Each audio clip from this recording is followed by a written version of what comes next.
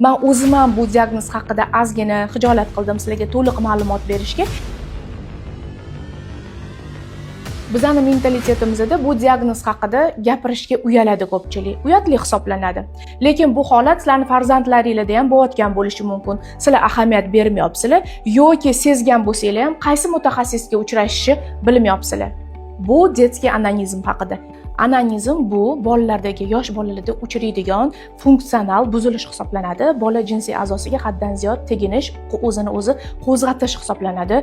Bu holat har doim ham kelajakda jinsiy buzilish yoki patologik holat hisoblanmaydi. Bunga ikki xil sabab bo'lishi mumkin: nevrologik va tashqi omil, ya'ni qichishish, qizarish yoki bo'lmasam qattiq stress, bola asabiylashishi, ko'p gap eshitishi, bo'sh vaqti ko'p bo'lishi. Menda hozir 4 yosh qizcha detskiy onanizm bilan davolanyapti. Amaliyotda osteopatiya yo'li bilan men davolayapman.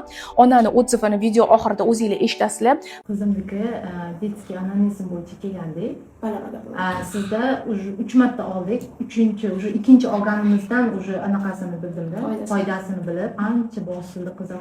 Onanizm qo'llarini ham tekkizmay qo'ydi. Umuman uni anaqa asta esdan chiqarib, uchinchisida vaqtda uyga bordik. Faqat ko'zim mana shu qarab turibman, umuman qo'limni ham borbashi xayoliga kelmayapti. Anaqa televizor boshqa ko'rib qolsak ham, mana ko'pchilik oldida o'tirib qolsa ham farqi yo'q. Bunga odam bormi, yo'qmi? Hurmatli onajonlar, sizlarga murojaatim: farzandinglarni har bitta xatti-harakatiga e'tiborli bo'linglar. Bunaqa holat sezayotgan bo'lsanglar, albatta nevropatolog, psixolog, osteopatlarga murojaat qilinglar.